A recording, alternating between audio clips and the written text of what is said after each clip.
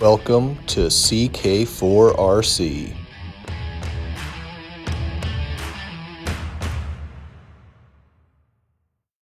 Did you glue your hands together again? All right, go have your brother open the car door for you. I'll be out there when I'm done. Hey, welcome back to CK4RC. We got to make this one pretty quick today, but I think I'm going to change it up a little bit. We're going to do a basic video, a very basic RC micro crawler video. That's what we're going to do. I have to dress up the old power wagon here for an upcoming competition. And while I'm at it, I need to change the wheels and the tires. So I figured that one of the big problems with RC, especially the micro scale stuff, nothing comes with instructions. So if you've never changed wheels on any of your trucks, if you're just getting into the hobby, if you're curious about the hobby, you're trying to figure out how to work on these things, you ordered your first set of wheels and you lost something, something isn't lining up right, let me show you how it works. That's what we're going to do. In the meantime, I'm a microcrawler addict. OnlyRCs.com. You guys know the drill. Go to their website. Order all the shirts. They have great cups now. They have banners. They have all kinds of fantastic shirts, banners, sweatshirts, blankets, stickers, cups, whatever. You need RC gear. OnlyRCs.com is the place to get it. Use discount code CK4RC for 20% off. I'm going to drop it downstairs just like I always do. If you have already purchased some of their stuff, leave me a comment. Let me know what you got. And what do you think? Like it? You have to like it. There's nothing not to like. Whatever. Here we go. I'm going to flip this camera around so you don't have to stare at this mug anymore. We do enough of that. And that's enough, to be quite honest with you. I get it. I see the comments. I hear the remarks. I don't disagree. I'm with you. So here we go. I'm going to flip this thing around. I'm going to show you what it's like to just swap out some wheels, how to add some hex extensions, and the importance of barrel lug nuts. That's what we're going to do today.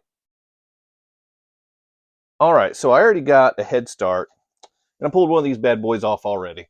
So I'm going to show you what to do with the rest of them. So here we go.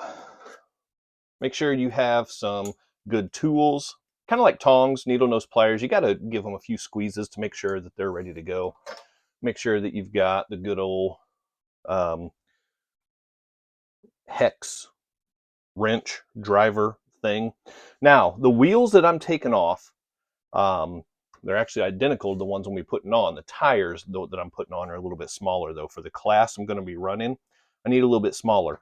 Also, as I discussed in my review of the Power Wagon a while back, the tires I put on here are just too big, and I get some pretty good body rub. So you can kind of see how some of the coloring, the paint is coming off down there from just the way the wheels rub, and you might be able to see right there as well that little bit of white right there just from the body rub.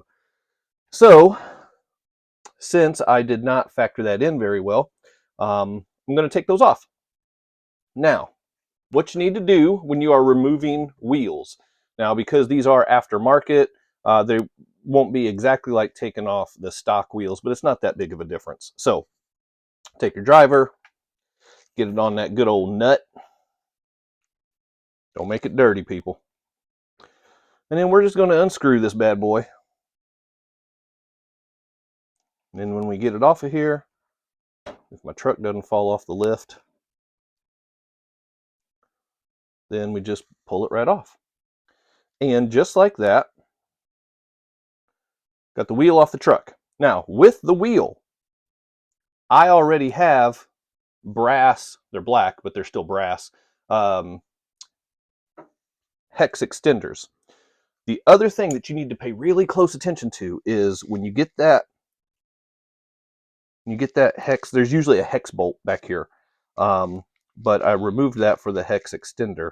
There's a tiny little pin right here that hides in that axle. If you lose this, you are in a world of trouble. So don't do that. Throw it in the good old metal bowl over there. That's what that's for. Now, when you are wanting to put these tires on, the stock wheels, they come with just a little hex nut. They don't come with these barrel kind of lug nuts. And mine are a little bit stickier than normal because I have used Loctite, because I have learned, as I'm going to teach you. So here is what a barrel hex, barrel lug nut looks like. It's just longer. That's all it is. So that way, whenever you put on the wheel extender, that just lines up. You got those two shapes right there. They just line up. They just slide right in together. And then this will screw whenever you get the pin in here, slide that on. The hex just screws right on there. Now, the last thing I want to tell you about, when you are doing aftermarket wheels, blue Loctite is crucial. Let me tell you what,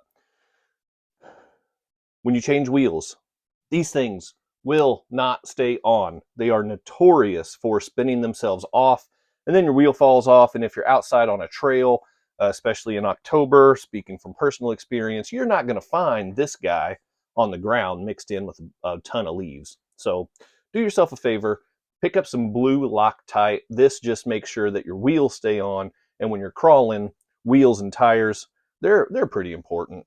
So I'm going to go ahead, I'm going to get this wheel pin back.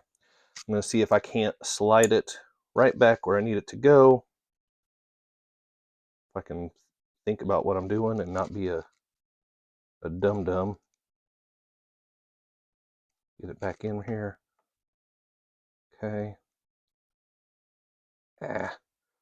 The metal pliers are fantastic for not dropping things, but they are really tricky for leaving things in a particular place.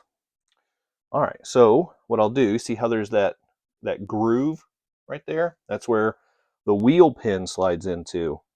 Makes sense, right? So you just kind of push until all that stuff lines up, and it'll kind of click into place. Get the wheel in there, you'll feel that thing slide into place as well. And then all you do, you take some blue Loctite and try to make sure that stuff doesn't roll away. You just put a little tiny bit, just a little dab will do. That's all it takes. Doesn't take much at all. And then, if I can do this without gluing my hands together, ha! That's what we call a callback in the biz, folks. Then slide that. No, not doing very good. I am not doing very good. Slide it right where it needs to go. It's a little bit gunked up. I probably could have cleaned it better from having Loctite on it already previously. But that's what I'm going to do. So, squeeze, just driving it on there. Now, I don't want to go too, I don't want to go too tight. If you cannot spin your wheel a little bit, it's too tight. So you need to back it off. Back off the pressure.